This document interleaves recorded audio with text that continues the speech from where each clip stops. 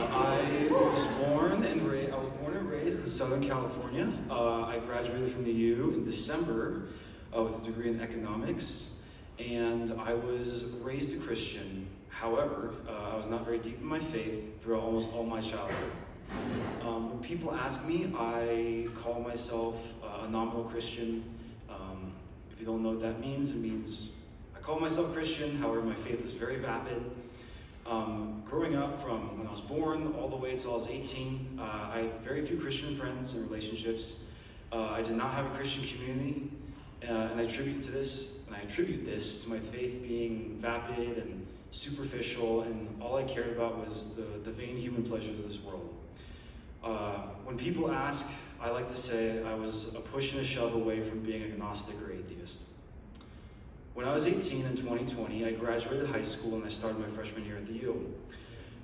At the U, there were in-person classes, but there weren't many people. Throughout the first semester, people started to slowly trickle out and go back home as classes went more and more online. In my second semester, my dorm in Gateway was almost a ghost town. No one was there.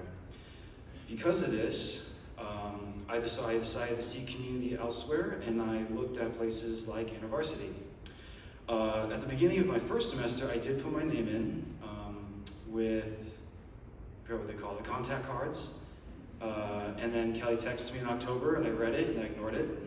And then second semester, when all my roommates, my friends were moving away, Jeff texted me again, and I folded, and I'm like, okay, I'll go. I'll try it out.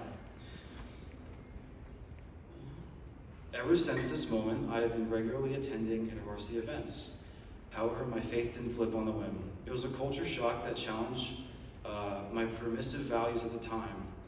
These values regarded stuff like forgiveness, alcohol use, love, sex, preconceived notions about the natural, the supernatural world, and many, many more topics. This was a challenge that led me to question myself and seek wisdom, and in that wisdom I found truth, and in that truth I found God. This process was fostered by friendships, mentorships, spiritual fulfillment, and eventually led to my baptism.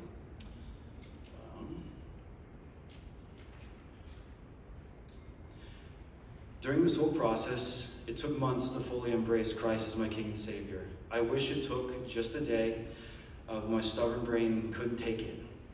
I had to mull through it and work through it.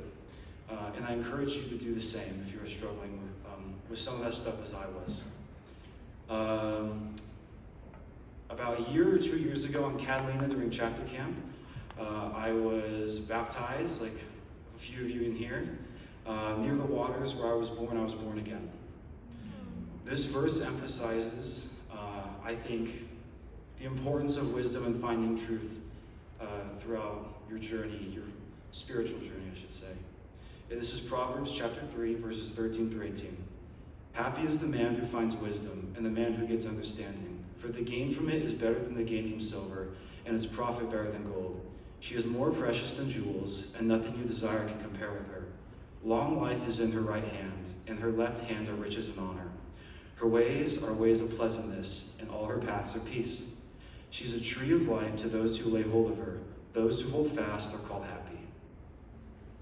I encourage you all to find wisdom, truth, and salvation in God. And in doing so, I hope you find reason to follow him throughout the rest of your life. I hope to celebrate the cornerstone of our faith this weekend with the community that helped me find it in the first place.